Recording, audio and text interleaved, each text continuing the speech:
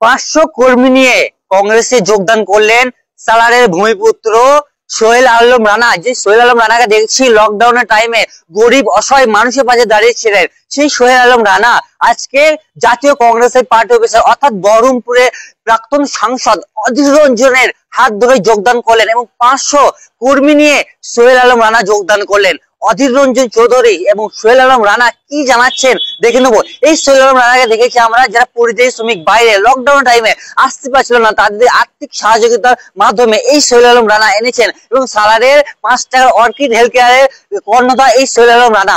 তিনি সামনে যে বিধানসভা ভোট 2026-এ কোথাও সালারবাসী, সালারে সবাই জানেন গোষ্ঠী গণনা চলছে তৃণমূলে এবং তৃণমূলের শক্ত ঘাটি একটা সালার, সেই সালারকে সোহেল আলম রানা সালারের ভূমিপুত্র কতটা উপকৃত হবে সালারবাসীর দেখে নেবো সালার সমাজের পর্দায়।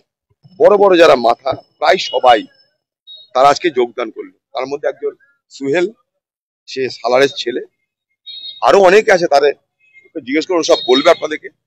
তারা আজকে যোগদান করাতে আমি মনে করি কংগ্রেস দলের শুধু শ্রীবৃদ্ধি নয়, কংগ্রেস দলের শক্তি বৃদ্ধি হলো।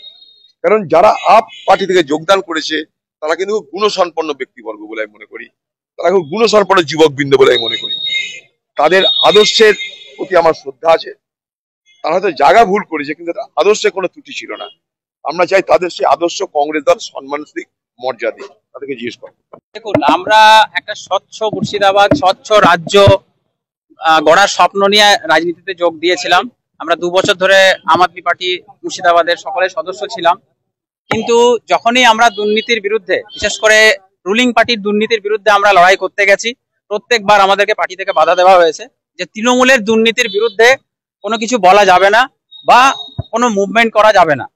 তো আমরা দেখুন, পথ ধরে রাখার জন্য কেউ রাজনীতি জয়েন করিনি। প্রত্যেককেই শিক্ষিত এবং প্রত্যেককেই সৎ মানসিকতা নিয়ে আমরা রাজনীতিতে এসেছিলাম। আমার টিমে যারাই আছে, যারাই আজকে যোগ দিল, সকলে চেয়েছিল যে এই মুর্শিদাবাদের যে দুর্নীতি চারিদিকে, রাজ্যের যে দুর্নীতি চারিদিকে, মুর্শিদাবাদের আজকে আপনি অবস্থা ভাবুন, একে অপরকে মানুষকে মারছে, গোষ্ঠীদ্বন্দ্বে ব্যস্ত, শিক্ষা, স্বাস্থ্য এসব নিয়ে কারো চিন্তাধারা নেই। তো আমরা চাই যে এই মুর্শিদাবাদটা স্বচ্ছ হোক, এই রাজ্যটা স্বচ্ছ হোক। তাই আমরা আজকে আমাদের দাদা, মুর্শিদাবাদের ব্র্যান্ড অধীর রঞ্জন চৌধুরী সাহেবের হাত ধরে আমরা কংগ্রেসে যুক্ত হলাম এবং আমরা আমাদের যে আদর্শ ছিল যে আমরা স্বচ্ছ রাজনীতি এবং উন্নত মুর্শিদাবাদ গড়ার লক্ষ্য নিয়ে যোগ দিয়েছিলাম, আমরা এখানেও সেই একই এম নিয়ে আমরা এগিয়ে যাব। প্রায় 500-600 জন এসেছিলেন, আমাদের টিমে প্রায় 2000 জন আছেন। সবার পক্ষে ব্লক থেকে আসা সম্ভব হয়নি, 500-600 জন মতো আজকে এসেছেন। গোটা জেলার সমস্ত ব্লক থেকেই লোকজন এসেছেন।